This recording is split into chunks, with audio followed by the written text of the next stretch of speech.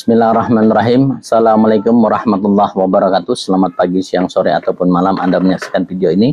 Ketemu lagi dengan saya Kisami Haji, praktisi supranatural, advisor, intuisi, dan astral, guru besar dari Paguyuban Asma Jati Kusuma.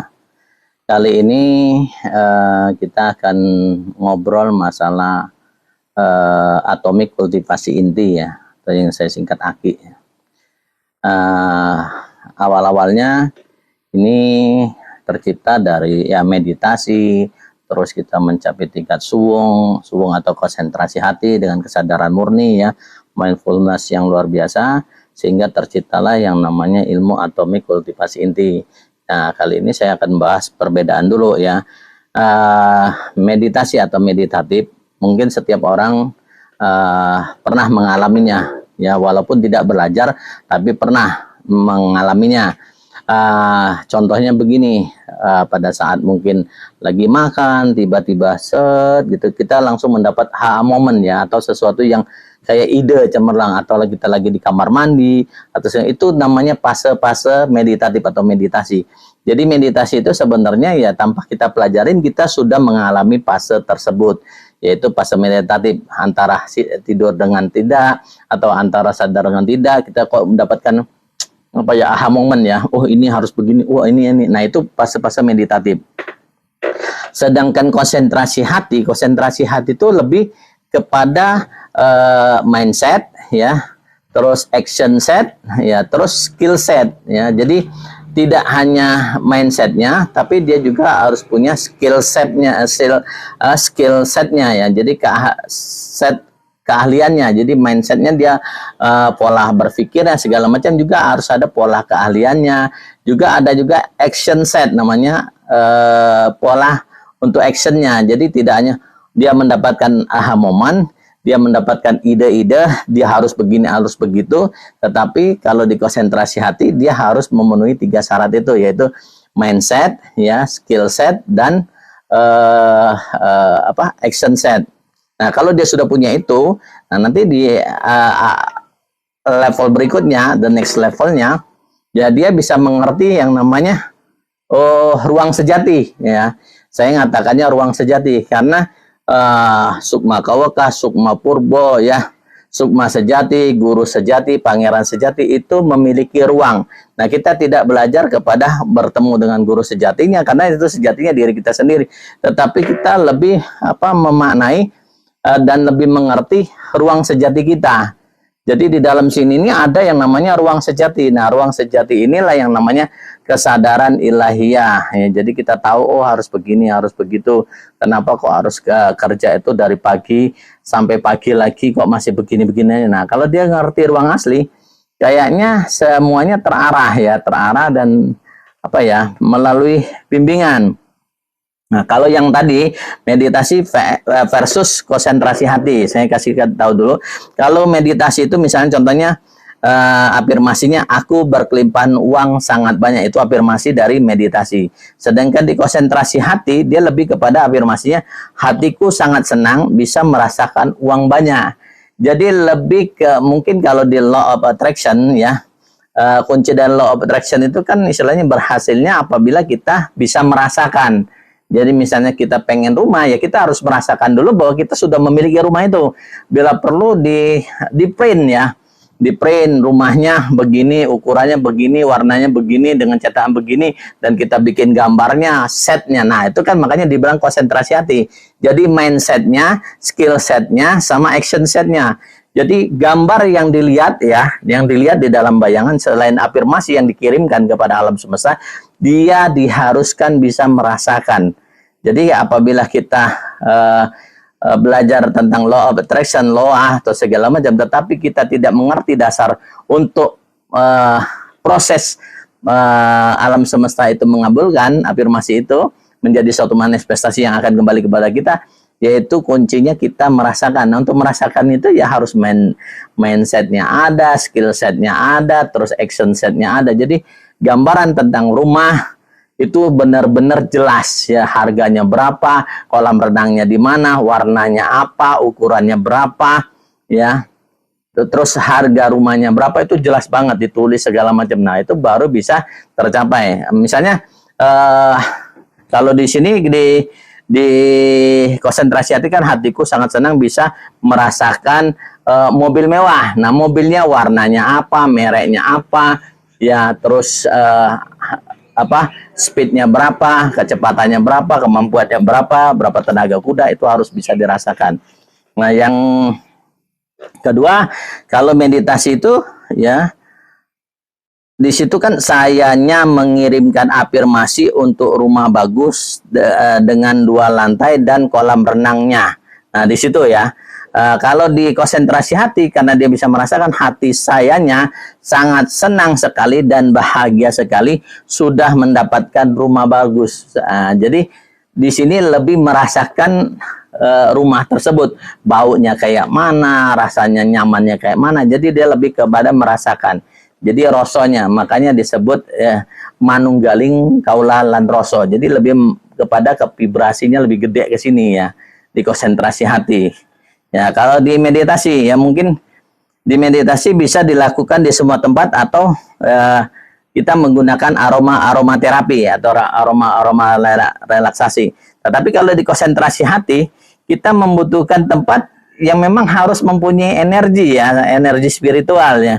Ya mungkin ya kalau kita anggap oh ini energi alamnya bagus, nah kita bisa di situ, atau kita bisa ke ke gunung atau kemana, jadi lebih energinya lebih murni ya, karena memang untuk berkultivasi itu memang harus banyak sumber daya yang memang harus diserap ya. Contohnya juga kalau di konsentrasi hati ini kita lebih kepada senang dengan rempah-rempah kita untuk menjaga kesehatan tubuh kita ya, untuk stamina kita itu lebih ke sana. Tapi kalau di meditasi tidak, dia hanya cukup ya udah meditasi gitu, yang seperti pada umumnya yang dilakukan kebanyakan orang. Nah, kalau di yang keempat, meditasi itu kan biasanya membuang semua pikiran-pikiran negatif ya. Jadi memang di dalam meditasi diharuskan untuk terfokus ya, fokus. Kadang-kadang loncat-loncat ya, karena pikiran itu seperti monyet yang nakal ya, loncat sana loncat sini.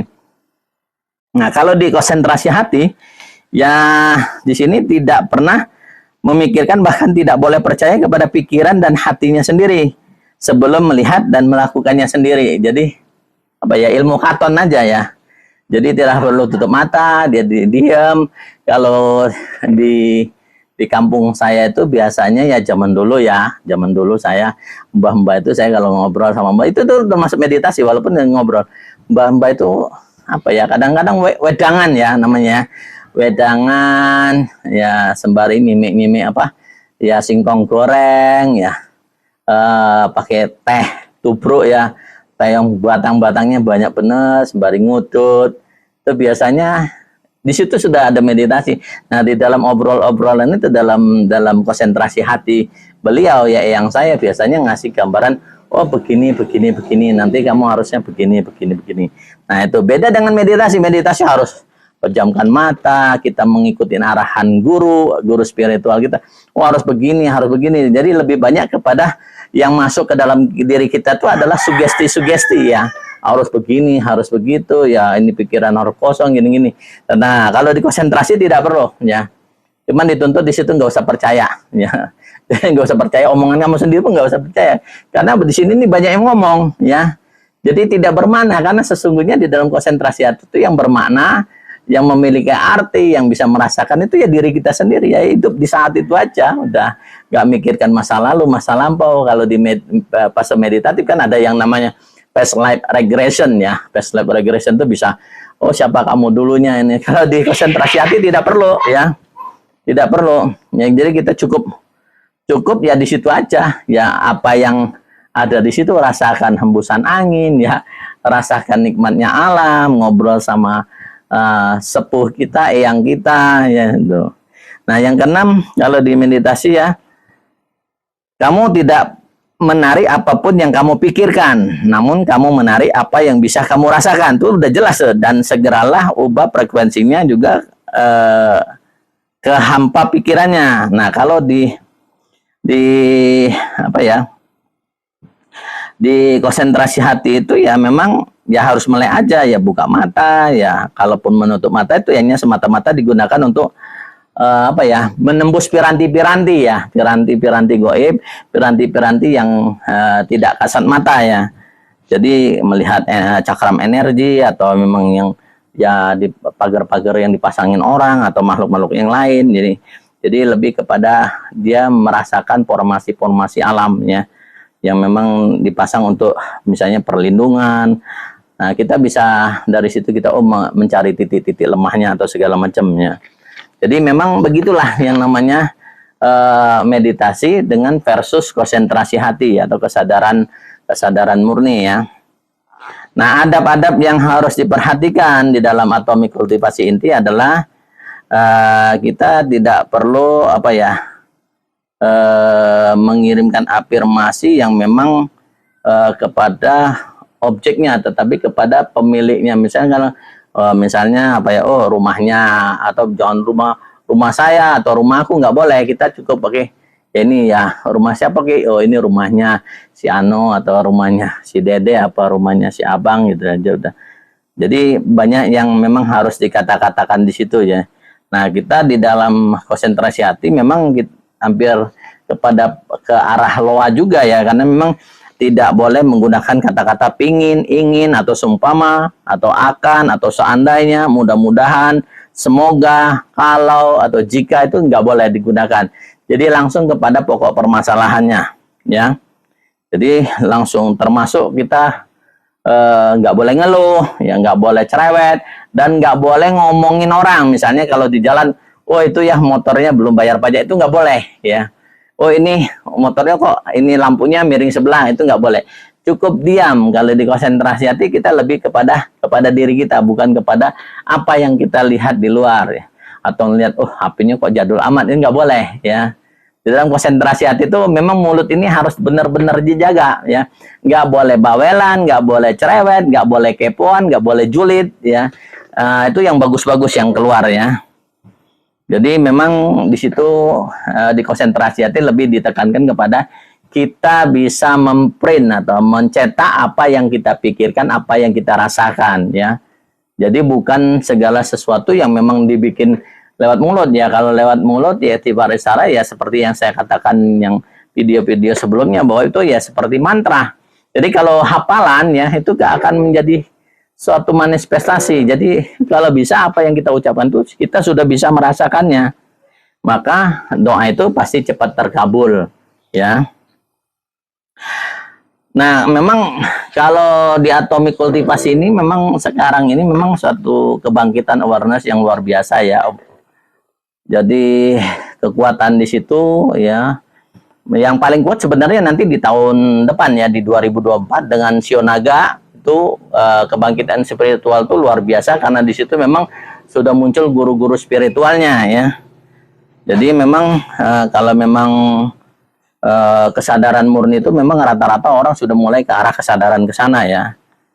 Ya memang biasanya kalau kita sudah mencapai tingkat kesadaran murni, awal-awalnya kita ya ditandai dengan pembersihan diri sendiri ya dari elemen. Makanya kemarin di video kemarin saya ngatakan kalau memang kita mau mencapai satu tujuan tuh ya cuman dua ya syaratnya, yaitu memang kita harus terus berusaha ya, prosesnya terus dijalanin walaupun kadang-kadang kita menyimpang dari jurusan kita. Misal kuliahnya di manajemen tetapi kerjanya malah di farmasi, ada yang kuliahnya mungkin di IT ya, tapi pekerjaannya di manajemen. Dan itu harus terus ya, namanya itu proses, dan jadikanlah itu walaupun salah jurusan itu sebagai sarana untuk memang kita mengikuti guru sejati yang ada di dalam kita. Kita tahu ruang kita di situ ya. Jadi udah kepada passionnya, bukan hanya passionnya lagi, tapi memang itu arah tujuannya. Nah, yang kedua ya, yang kedua itu memang ya kita memang nggak boleh aneh-aneh lagi ya. Jadi makanya di situ disebut Ho'opono. Ho'opono itu artinya membuat perbaikan-perbaikan. Nah, kok harus membuat perbaikan-perbaikan? Jadi untuk mencapai satu tujuan itu, apapun yang kamu tuju, kamu pengen kaya, kamu pengen suki, pengen apa, pengen segala macam, ya nggak apa-apa. Yang pertama ya prosesnya harus dijalani, jadikanlah itu sarana walaupun itu salah jurusan. Yang kedua itu yang tahu aib, yang tahu jelek, yang tahu negatif kan diri kalian sendiri, diri kita sendiri. Maka disitulah kita benar-benar memperbaiki diri setiap hari ya. Jadi setiap hari kita perbaikin, dan itu insya Allah jadi tujuannya cepat tercapai atau terkabul. Oke, mungkin itu aja ya yang memang yang saya edukasi sore ini. Mudah-mudahan ini bisa menambah edukasi dan wawasan. Ya, sematlah dalam berspiritual. Jangan gampang tertipu dengan apa yang kalian tampak di muka atau yang terlihat. Ilmu katon mesti kedeleng, lamun kedeleng orang mesti katon. Salam rahayu-rahayu dari Isami Aji.